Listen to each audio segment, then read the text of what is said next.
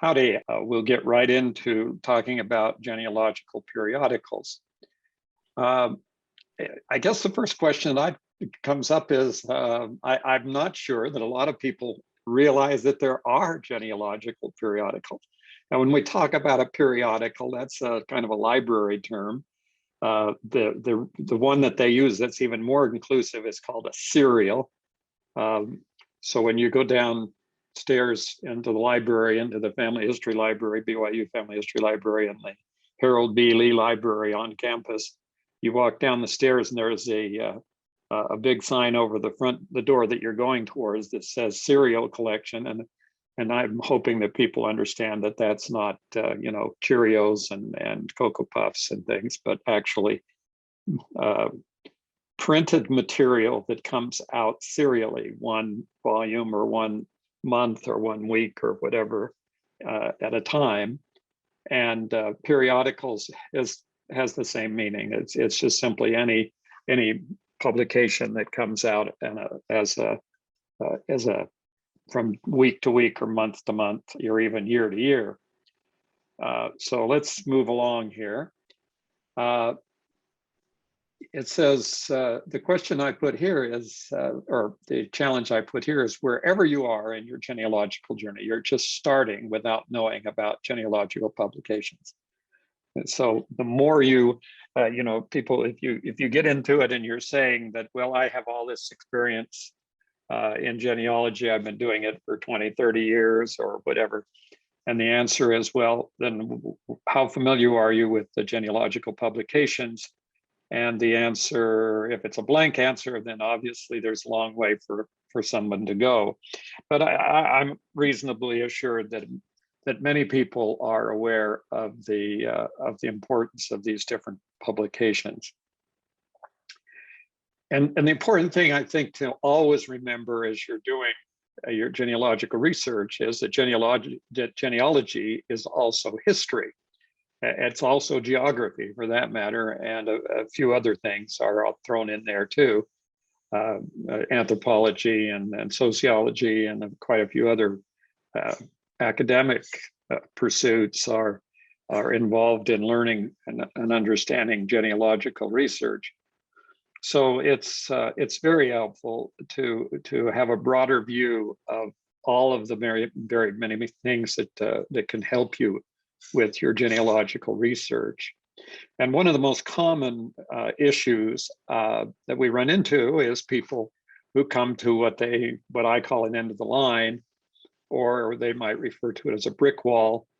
And basically, I've heard this statement has been said many, many times to me personally. That is, people will come up and say, can I have a question? Can I ask a question? I say, obviously, yes. And they'd say, well, I've been doing research on this one family for the last 15, 20 years, and I have looked everywhere, and I just simply have not been able to find any information about this family. Well, other than the fact that it would be individually, for an individual to actually look everywhere would be impossible. There's no lifetime. We don't live long enough in our lives to actually look everywhere. But that does show that there's been quite a bit of effort made towards finding a particular individual or record. But one of the things that, one of the answers I give, which was usually quite flippant, would be, well, I suppose how did you like the New York Public Library? And they would go, why would I go to the New York Public Library? My family lived in Alabama. Say, well, the New York Public Library has one of the largest genealogical collections at least in the United States. And so I would assume if you've gone everywhere and looked everywhere, you would have looked at the New York Public Library. Well, I could make the same comment about genealogical periodicals. There are literally thousands of publications that have information that is sometimes extremely specific and very helpful to finding some of the most obscure things that you can imagine that come out in all of these different periodicals. And the challenge, of course, here is actually becoming aware of where and how you access these records and what they are. And so so when you get into this process and begin to be aware of all of these different publications and what the impact of those might be on your own personal research, then that is really a thing that broadens your mind. I believe as genealogists that we spend most of our time trying to identify sources of information about our families, and then spend a considerable amount of additional time simply locating and accessing the information that's in those. And this is where the publications get to be probably one of the more, I don't like to use the word difficult, but one of the more challenging parts of genealogy is identifying these publications and then finding them and determining where they might be located. And a local and very, very local and very regional publications are those that are the most difficult to locate and find. And literally, the copies of these publications are scattered all over the world. Now, when I speak of that, what I'm talking about are, I'm going to I'll give you a half a dozen or more examples. For example, first one would be Genealogical Society newsletters and publications. There are hundreds and perhaps thousands of genealogical societies across the world. And even in places where you would not expect to have any genealogical records, there are often genealogical societies.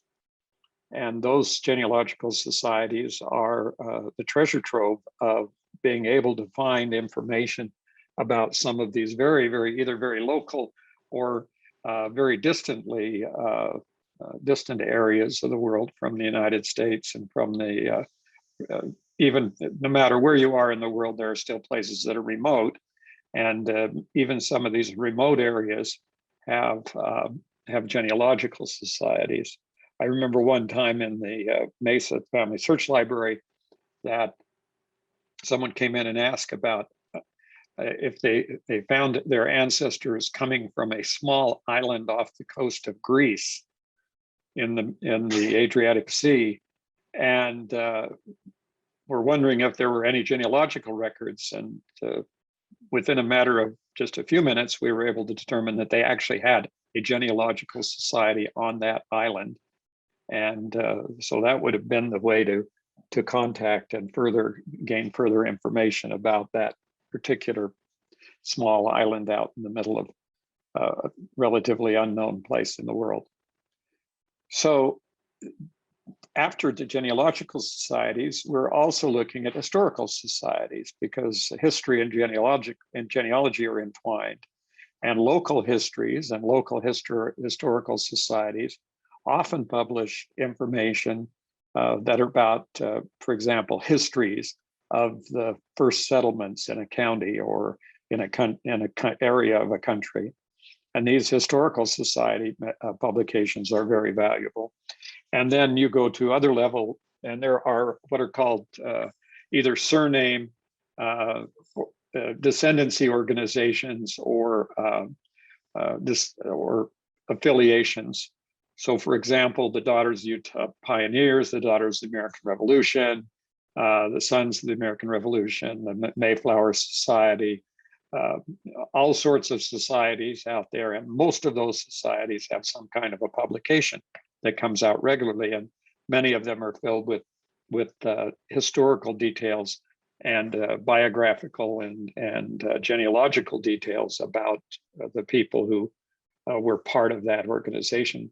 The ultimate periodical out there that has been published here, at least here in the United States, is the Mayflower Society, which many, many years ago began the process of collecting information about each of the Mayflower passengers, and now has a series of books that are called the Silver Books, And they're a periodical, they're a serial because they are updated regularly and reissued, and they are continuing to issue to additional books.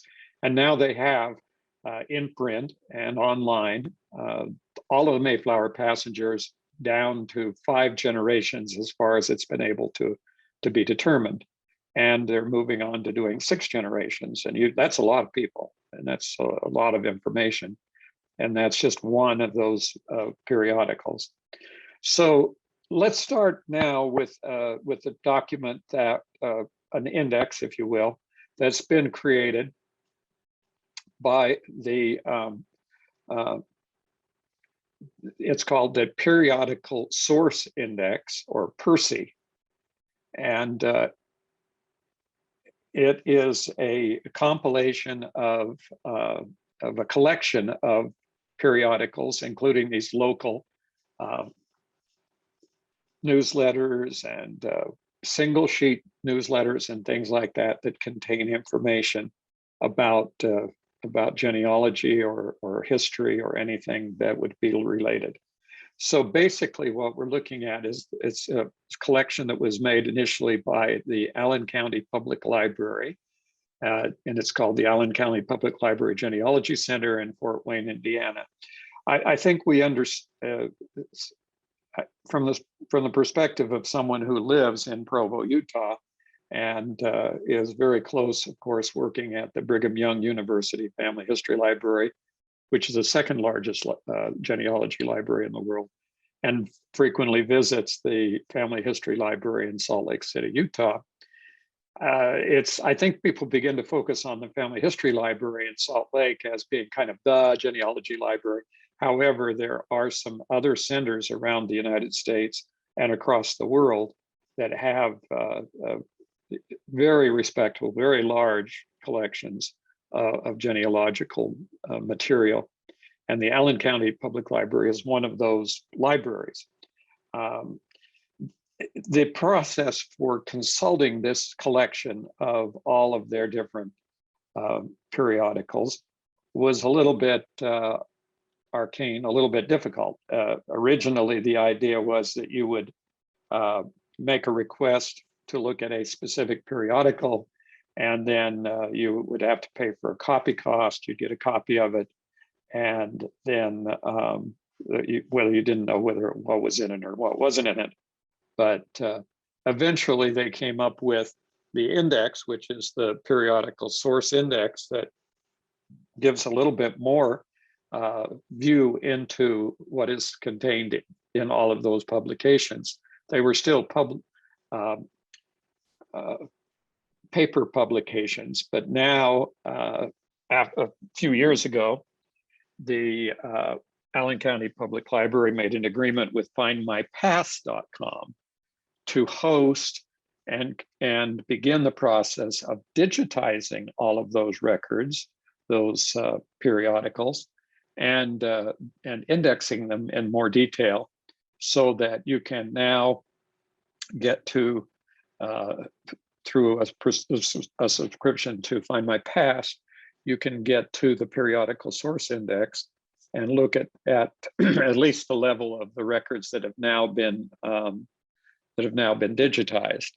And it's an ongoing project. So what I say is there today, we'll have more tomorrow and more next week and more next month, and that will just continue. It actually will never end, in the sense that they will finish, because there are always more periodicals being added to the collection. So it's sort of an ongoing process, but it becomes now a workable database with a very good index that will allow you to search for additional information about your family over thousands and well, millions of pages of these periodicals out there.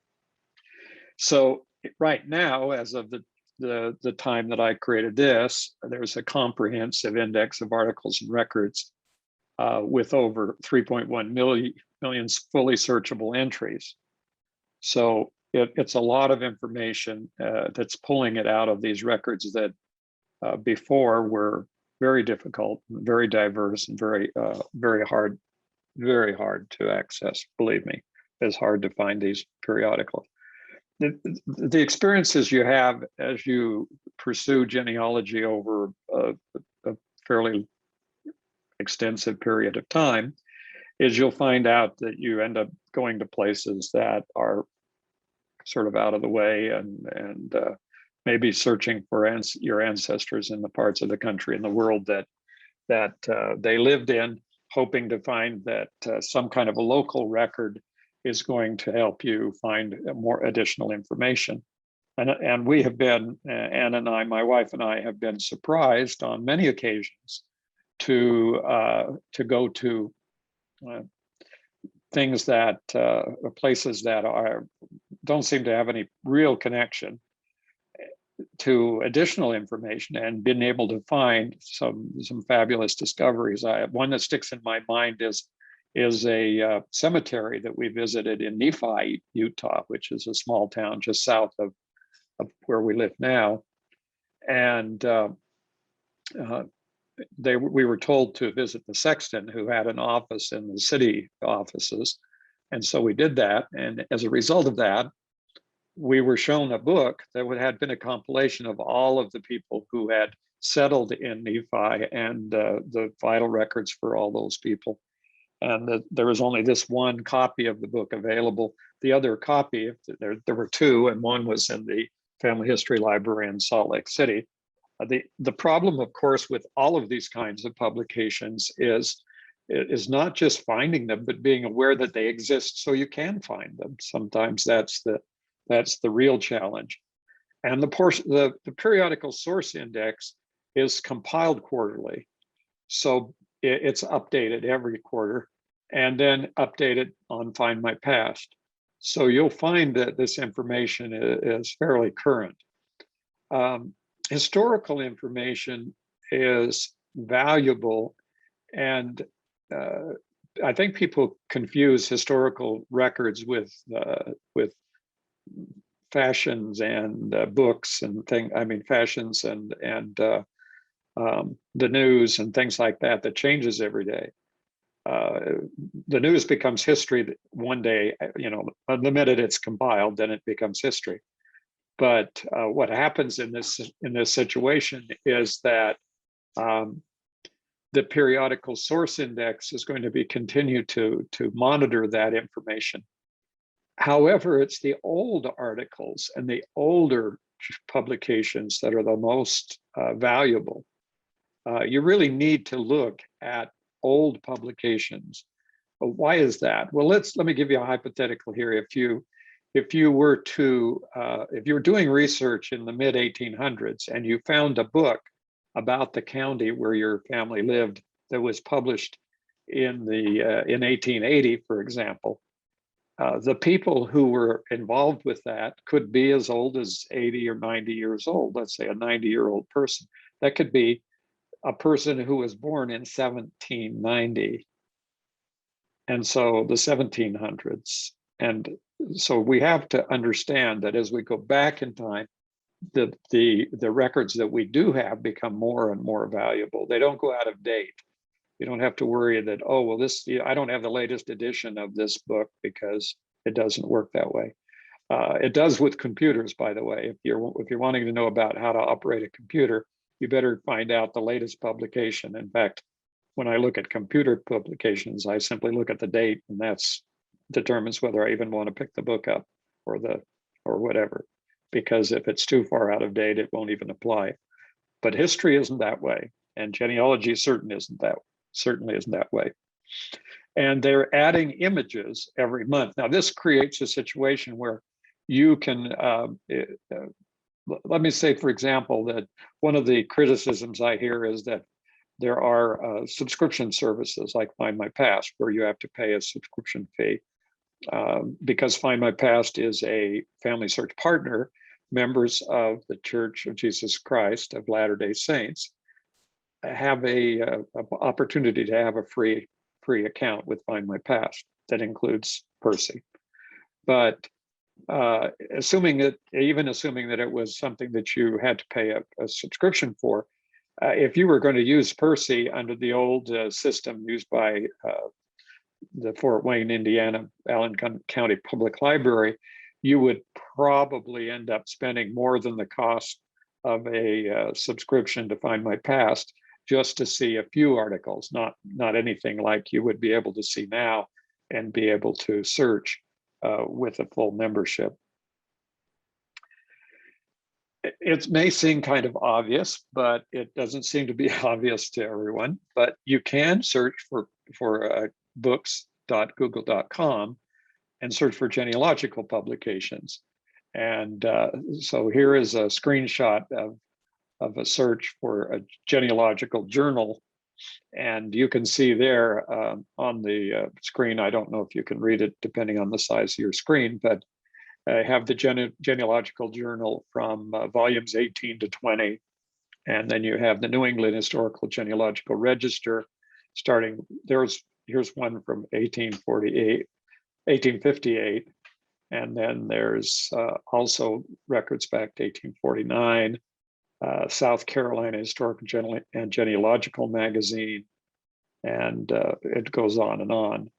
And they aren't, unfortunately, on Google, they're not put in chronological order and grouped together. So you may have to continue to do searches in order to find and see if you have copies of the entire the journal run or the number of all of the publications that are out there. It's kind of the nature of these journals and these publications. And the places where you would probably find them physically preserved, copies, physical paper copies of these journals, are in libraries. And the most likely libraries to have more of these would be not local public libraries, but I have seen them in local public libraries, but it's unusual. And it depends on the librarians and the interests of the people. And it's not to be clear, to be really quick to the real issue is how much shelf space they have to put these things on, because periodicals take up a lot of shelf space. Anybody who wants to keep back issues of a magazine realizes that is something that you have to deal with. So basically what we're talking about here is different ways to get to these magazines. Unfortunately, even if you have good collectors, good people in these universities and public libraries that do keep track of all of these publications, they may miss a volume. They may miss one of the publications for some reason, or it gets lost or whatever. So it's fortunate that they're being digitized, but then what's online was going to reflect what was available from any particular repository of the run of that magazine. Probably the oldest one in the country that's been consistently published even till today is the New England Historical and Genealogical Register, which was first published in 1847. And so you can see if that was talking about people who were currently alive or who were recently dead in 1847, that easily go clear back into the early 1700s of firsthand knowledge by the people who are being involved. And if you if you are subscribed to the American Ancestors website, then you will get your periodic copy, quarterly copy of the New England Historical Genealogical Register. That is not the same as, by the way, and just a note there, that it is not included in the Family Search free access to American Ancestors. American Ancestors, the amount that is available to the members of the church is only a very small percentage of all of the resources that are available. That's unfortunate, but that's the reality. The National Genealogical Society quarterly has been being published since 1912. The National Genealogical Society is specifically a membership organization. You can subscribe to it. And the advantage is that there are continuing articles that are being written for these journals and these societies by people who submit their research on specific families. So it's kind of like chance, or a little bit of chance, that your family might be highlighted in one of these books, in one of these periodicals, but it's not impossible. And it's certainly not impossible depending on where and how you look at it. One of the things that I like to point out to people is that if their ancestors immigrated and came to America, particularly from Germany, Scandinavian countries, Ireland, Italy, just about any place, the major areas that they came to the United States from those countries, when they arrived, they very well could have been involved in a language affinity group. In other words, German-speaking people, and had German newspapers or German journals, other publications, and the German historical societies people.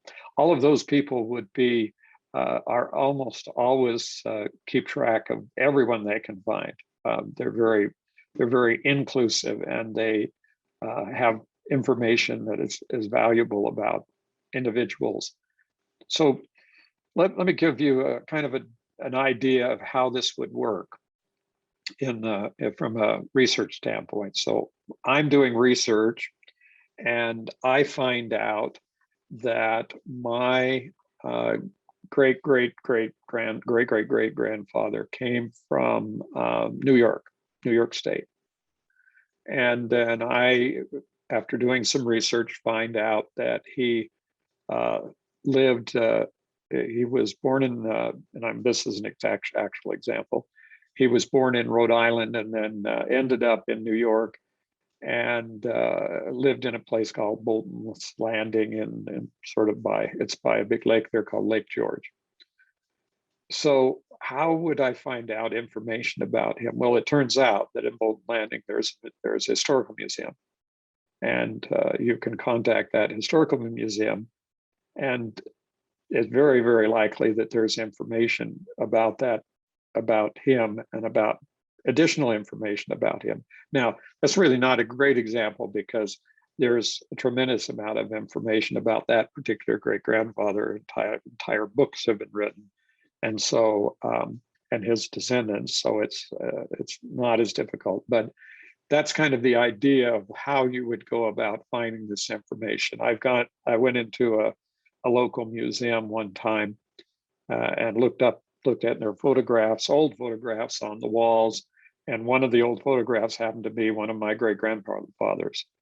So you just cannot put aside the fact that your people probably had an impact, or may have had an impact, on the areas where they settled, and they could have very possibly ended up in all of these various publications. Sometimes I think it's a little unfortunate, but you can maybe judge the popularity of your ancestors by whether or not they were, also their economic level, obviously, depending on those two factors about whether they do show up in these books. Sometimes I find that my ancestors were written out of the books, and I'm assuming that's because either they didn't happen to be born on the right side of the tracks, or they didn't contribute to the Genealogical Society, or whatever other reason there might have been.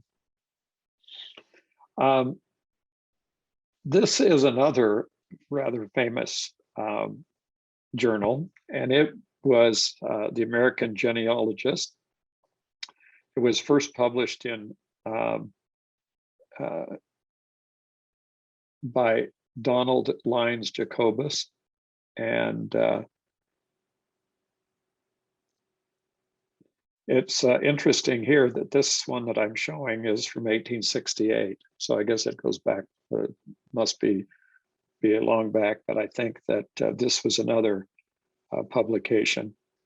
But it does go back to what can you expect to find in these journals? Well, these publications,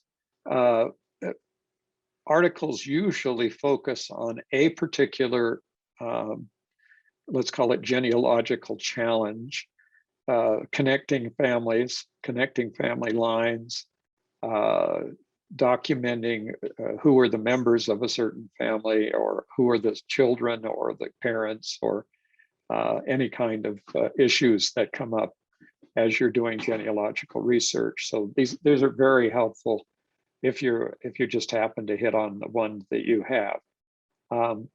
Most of the journals have a cumulative index of all the surnames and names of the people that are contained in these journals. They come out they'll do a whole year's worth of publications, and at the last December issue or whatever will have an index of all the previous volumes. So sometimes you can go through them more quickly by looking at the indexes than you can going through and looking page by page. A local one here in Utah was called the Genealogical Helper, and it was it talked about, it was sort of the Facebook or online, what we have today in social networking. This was the early genealogical social networking platform, and not just here in the West, but around the entire country of the United States. And this was people would post, I am looking for articles. I am looking for my great grandfather who so-and-so, who was born in Kansas and we believe moved to Nebraska, et cetera, et cetera. In other words, those kinds of postings all through these periodicals, and responses to those, with people saying, yes, that's my great grandfather, and yes, I have information about it. Is sort of like can happen today with the large online websites, because people can identify and come up with more information than you may have about your particular family lines. So you can see that there's some interesting people here in Tom Perry is shown as the Cache State in the Cache County State Presidency there, the Cache State Presidency. So these are all kinds of interesting things that happen. This is volume 1, number 1 of the very first one, about and a lot of information about how to do genealogy and where to go to find it. The Genealogical Helper was came out in an ever increasingly large publication, and then was discontinued in 1998. Now, where would you go to get the back editions, the complete run of this particular publication? It could be in the Allen County Public Library, because they probably would have subscribed and tried to get their complete set.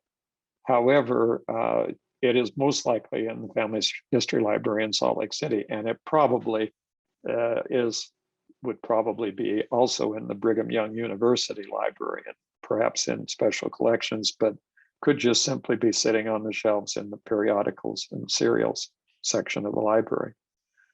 And so this is the kind of thing that when you know about it, you know, and you have a place to go to get very specific and very focused information that otherwise would have been lost, and you would never have known it was available. Now it's digitized on MyHeritage. I didn't want to disappoint you. So you just never know. And where's MyHeritage? MyHeritage is out of Israel. Israel, why would they be interested in the Genealogical Helper? Why not?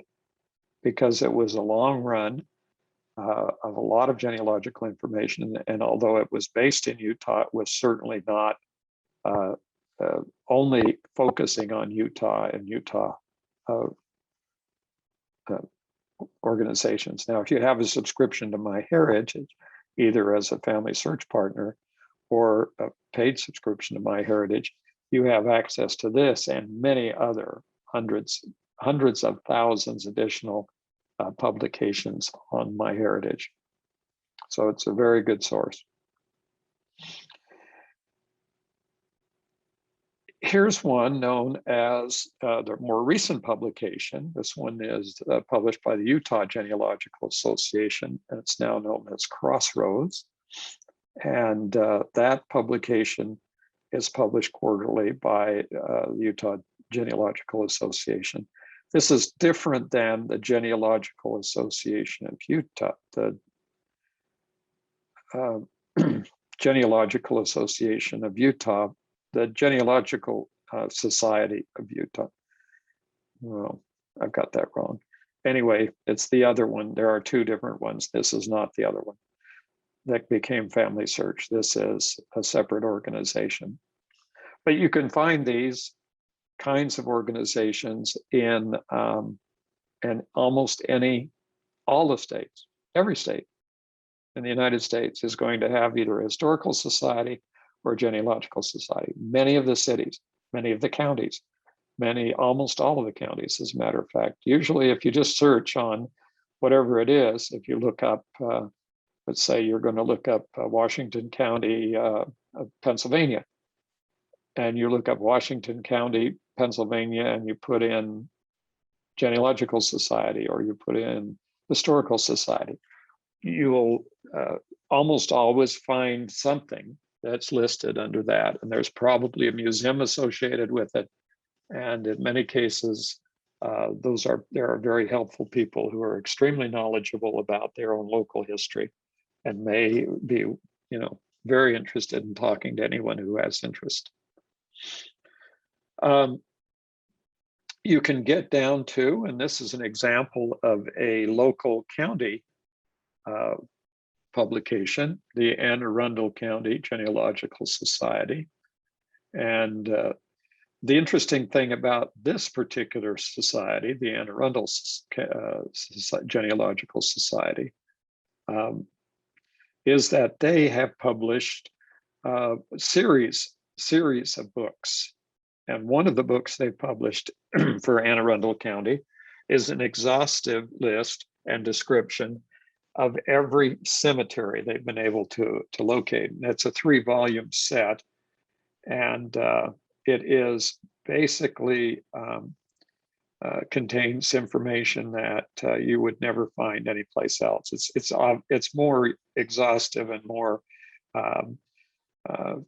inclusive than anything that you would find in Find a Grave or in Billion Graves, because it's locating unmarked cemeteries on the back part of someone's woodlot.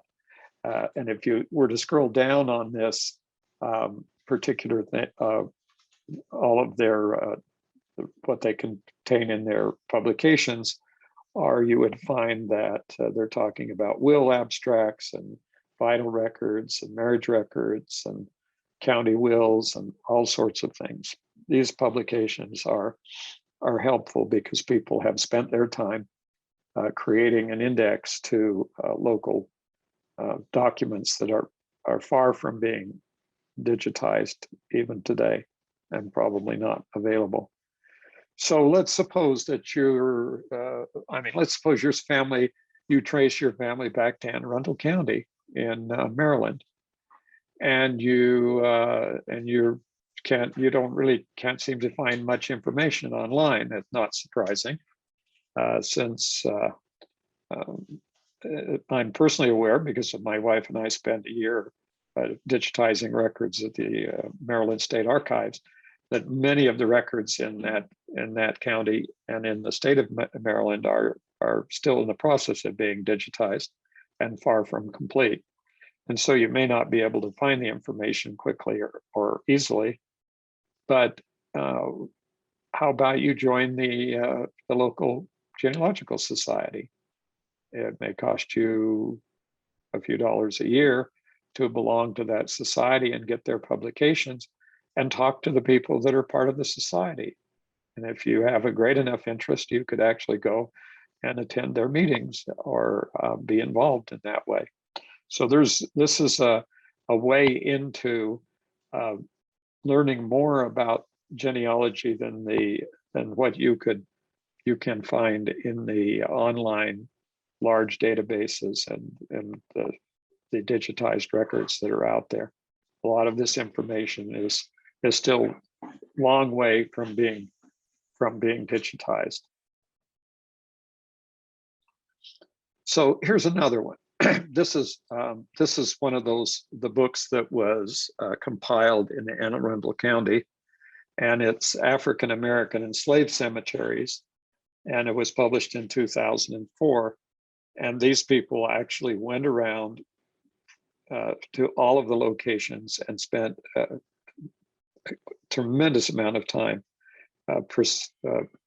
particularly Christine Simmons, who spent a tremendous amount of her time going out and learning and walking and being in every one of these areas and documenting them with photographs and to the extent possible identifying the burials.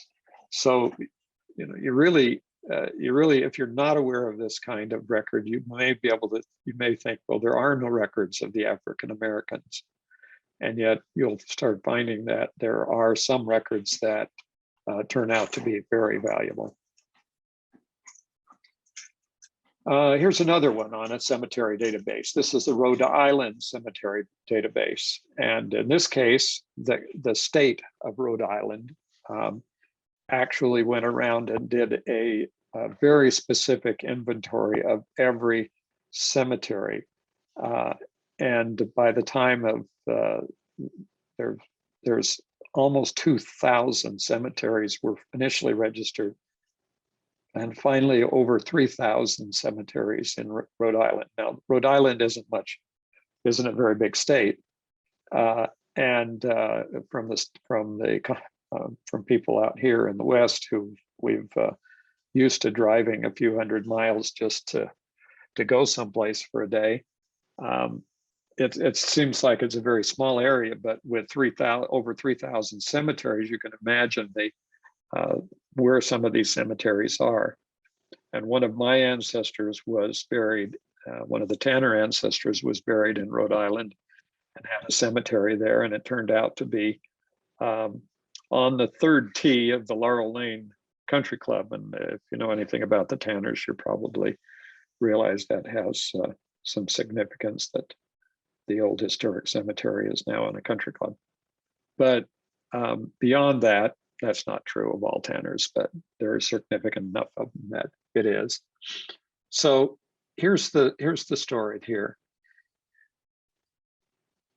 These are the kinds of information that are not basically, let's say, thrown in your face by searching on the large genealogical society, the genealogical database programs. And online. This is actually a book. This database is a book, and it has been digitized. And yes, you can find it if you do some searching.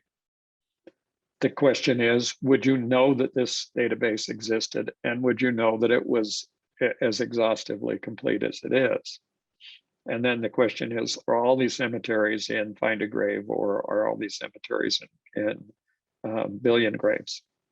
That I don't know if anyone could answer that question clearly.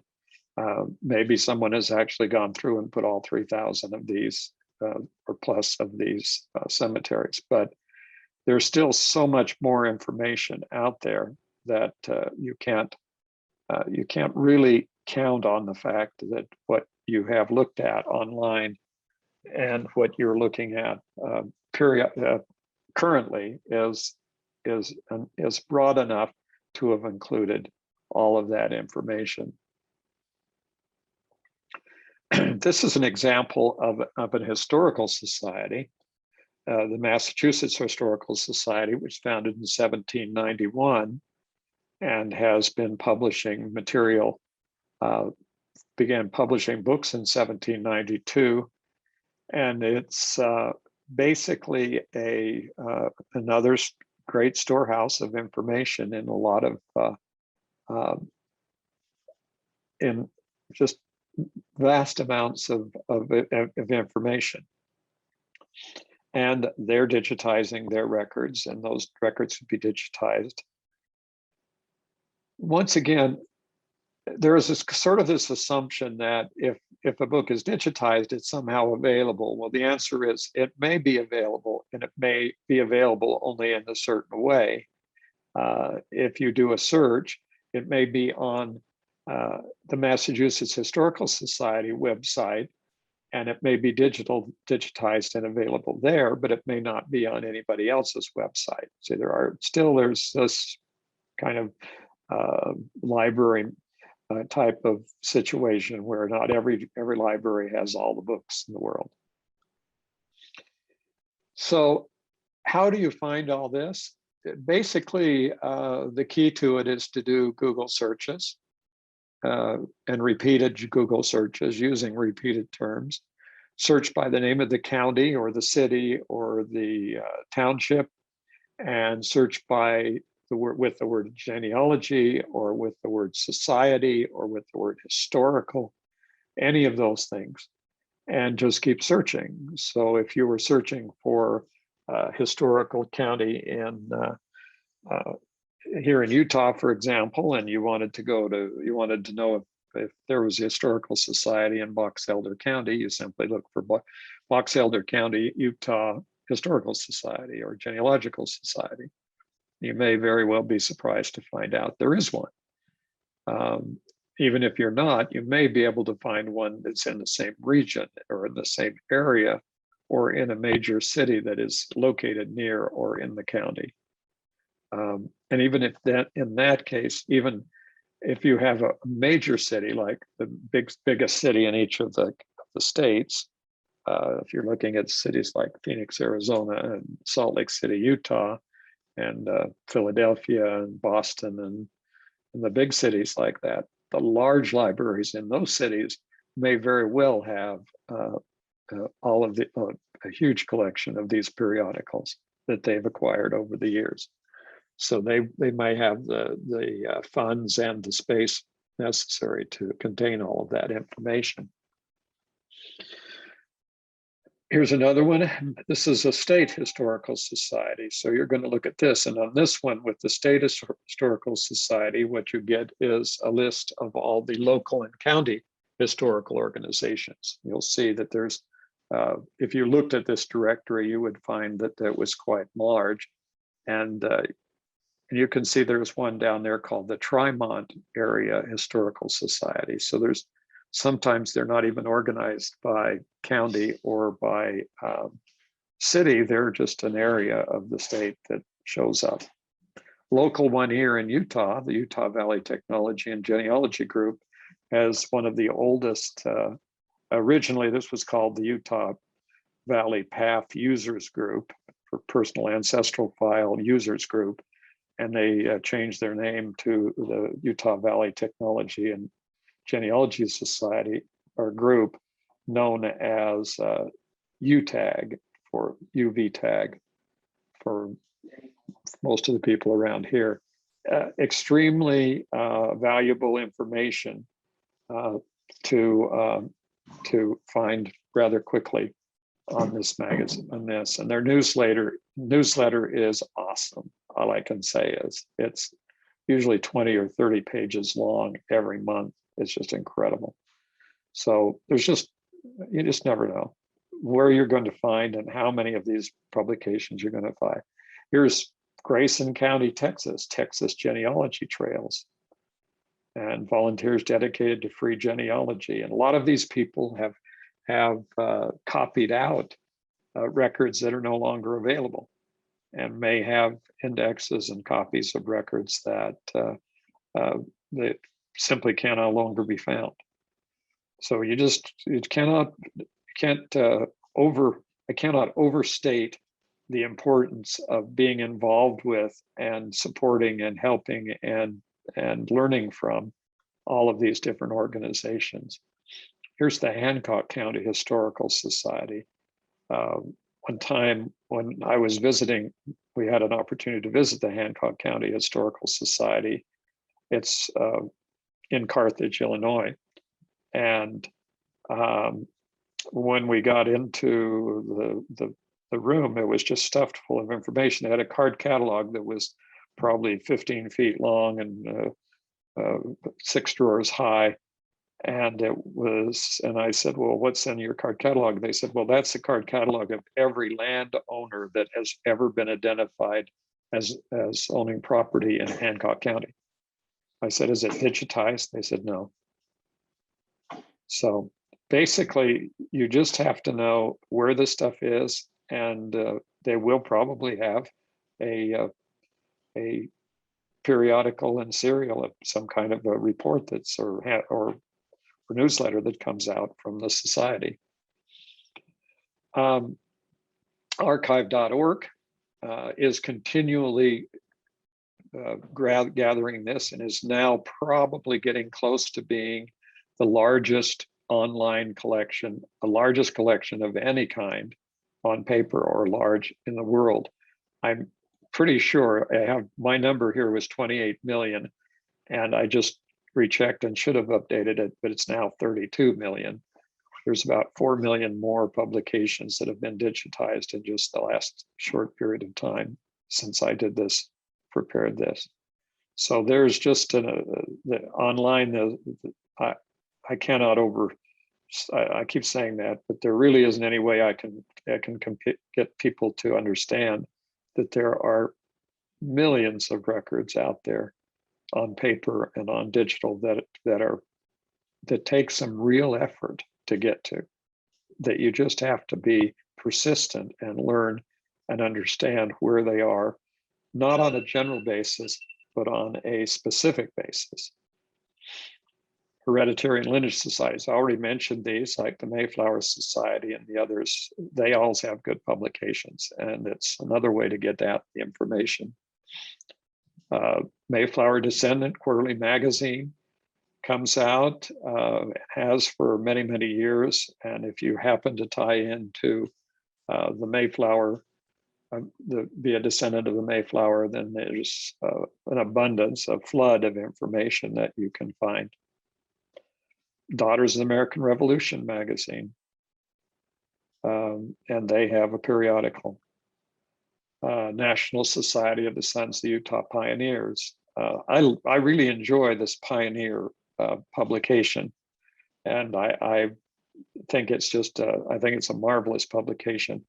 The history that it gives and the detailed history that it has about Utah and about the surrounding states is just amazingly interesting.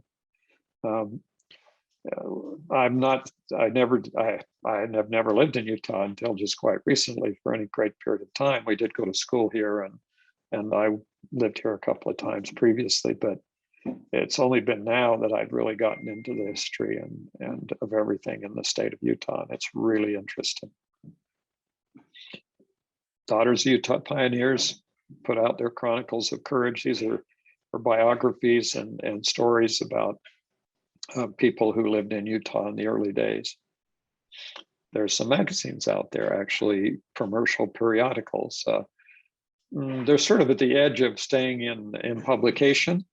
They don't have I don't think they're really vast money-making things, but they are very helpful. And there are also non-English newspapers, all sorts of newspapers out there. And just realize that your genealogical journey just simply has no end. There's never a place that you can say, I've looked at everything. I'm always aware that there's more information out there. And no matter what I keep finding it, I find new things almost every time I get involved in research. Okay, thanks for watching.